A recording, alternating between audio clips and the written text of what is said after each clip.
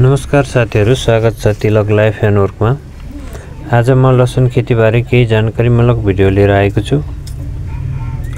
Video सुरु गर्नुभन्दा पहिला हजुरहरुले मेरो च्यानललाई सब्स्क्राइब गर्नुभएको छैन भने च्यानललाई सब्स्क्राइब गर्नुहोला, ताकि आगामी दिनहरुमा यस्तै भिडियोहरु म लिएर आउने छु।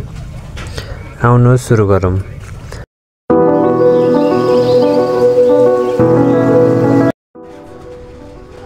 लसुन ठूलो, भरिलो र स्वास्थ्य बनाउन लसुन रोपे पछाडि उचित सिँचाइ र समयमा मल हाल्नु धेरै महत्त्वपूर्ण हुन्छ।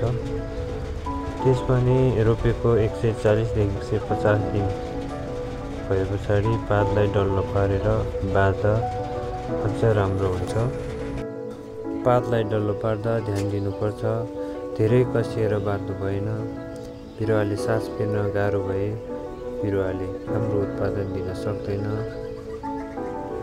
जब पात बाँधिन्छ, बिरुवाको पोषण गानो बनाउन केन्द्रित हुन्छ।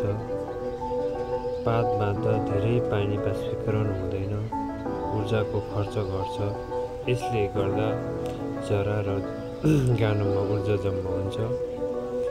पात बाँध्दा माटोसँग सिधा सम्पर्क कम हुन्छ, जसले माटोबाट सर्ने रोग किराहरू कम हुन्छ। पानीको मात्रा घटाउनु पर्छ, धेरै पानी हाल्दा गानो कुहिन सक्छ। जब 50 देखि 60% पात पहेँलो हुन्छ, तब लसुन खन्नु उपयुक्त हुन्छ। यी सानो टिप्स अपनाएर तपाईहरुले पनि लसुनको राम्रो उत्पादन लिन सक्नुहुन्छ। तपाईहरुलाई जानकारी उपयोगी लाग्यो भने भिडियोलाई लाइक, कमेन्ट र च्यानललाई सब्स्क्राइब गर्नुहोला। अर्को भिडियोमा भेटौँला।